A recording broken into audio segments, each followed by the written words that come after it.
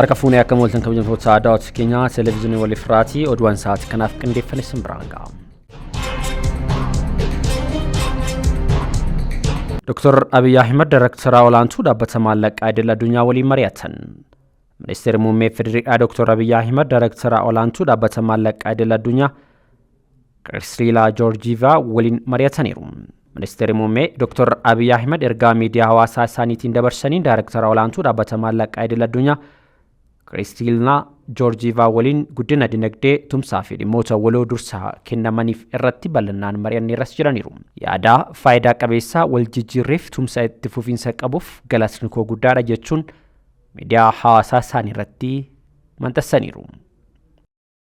Sudaan kibbaa buufata waraanaa Masrii qarqara daangaa Itoophiyaatti siqee argamu cufuu ishee beeksifte.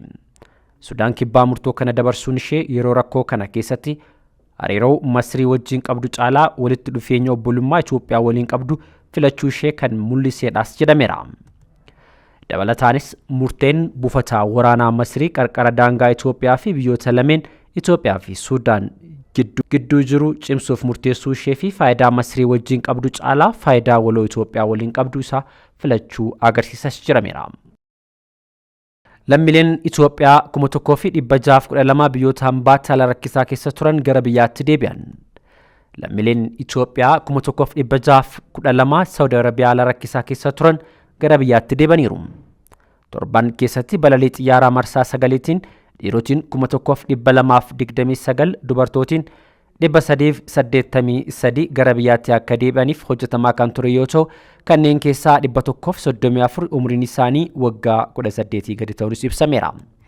Fulbaana gaafa 5 bara 2018 irratti eegalee hojii lammiilee biyya hambaa haala rakkisaa keessa turan deebisuuf mootummaadhaan hojjetamaa jiruun hanga ammaatti lammiileen Itoophiyaa 70,000 caalan gara biyya dhaloota isaaniitti akka deebi'an taasifamuun ragaan ministeera hojjetaa fi hawaasummaa irratti argame ni mul'isa.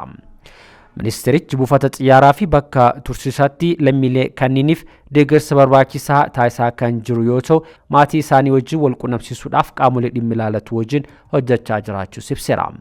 Gara fuulduraatti godaansa seeraan alaa hambisuudhaaf hojiin hubannoo uumuu hawaasaaf kennuu cimsee kan itti fufuu ta'uu akeekni ministeerichaa gara biyya alaatti imalan seera qabeessaan qofa akka raawwatamus kan jajjabeessu ta'uunis ibsameera.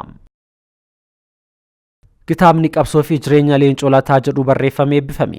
Kitaabni seenaa qabsoo siyaasaa walakkaa jaarraa tokko gameessa siyaasaa obbo Leencoo Lataa qabsoo fi jireenya Leencoo Lataa jedhu barreeffame guyyaa kaleessaa hoteela Skylight'tti eebbifameera.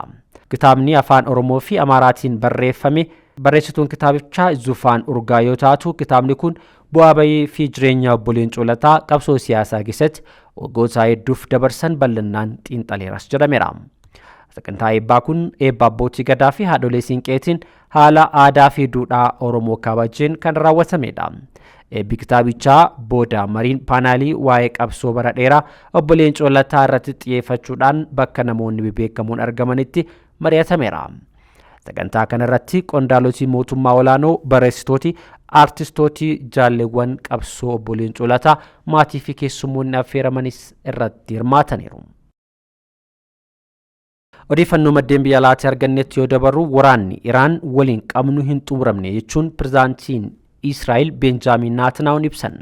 Ministeerri muummee Israa'el Benjaamin Netanyahuun yuuraaniyeemiin badhaadhaan Iraan keessa jiru guutumaan guututti hamma hin dhabamsiifamnetti waraanni yeroo ammaa deemaa jiru akka hin xumuramne akeekkachiisan. Netanyahuun akka jedhanitti dhibbi Iraan waliin jiru ammallee furmaata hin arganne akkasumas sagantaan nukleeraa Teheraan sodaa guddaa ta'ee itti fufeeras jiraniiru. Ministeerri muummee kun shororkaa deeggaruu akkasumas dhiyeessi fincilaawwan Iraan irraati maddu akkasumas jeequmsi naannichaa ammallee bakkuma jiran waan ta'eef Israa'el qophaa'ummaa ishee akka hin dhaabnes ibsaniiru. Netanyahuun sagantaa tamsaasa miidiyaa CBC 16 Minutes jedhamu irratti gaafiif deebii taasisaniin biyyootiin lameen gidduutti yaaliin dhukaasa dhaabuu jiraatus Israa'el yaaddoon nukleeraa Iraan akka dhimma dursa kennamuufitti qabattee itti fuftis jedhaniiru.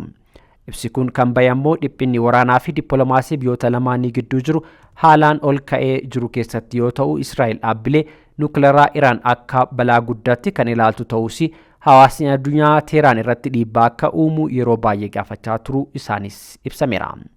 odeeffannoon kan naashinaali fi The Economics Times irratti argame. Oduu xumuraatiin waraanni naannoo ba'aa giddu galeessaa kutaalee addunyaa hedduu yaaddoo guddaa keessa buusee hordofuun gatii boba'aa addunyaa ol ka'iinsa olaanaa agarsiiseera jedhame. Gama biraatiin Iraan dooniiwwan waraanaa Faransaay fi Biriitiin ulaa Hormuuzitti bobbaafaman irratti akeekkachiisa cimaa dabarsiteerti.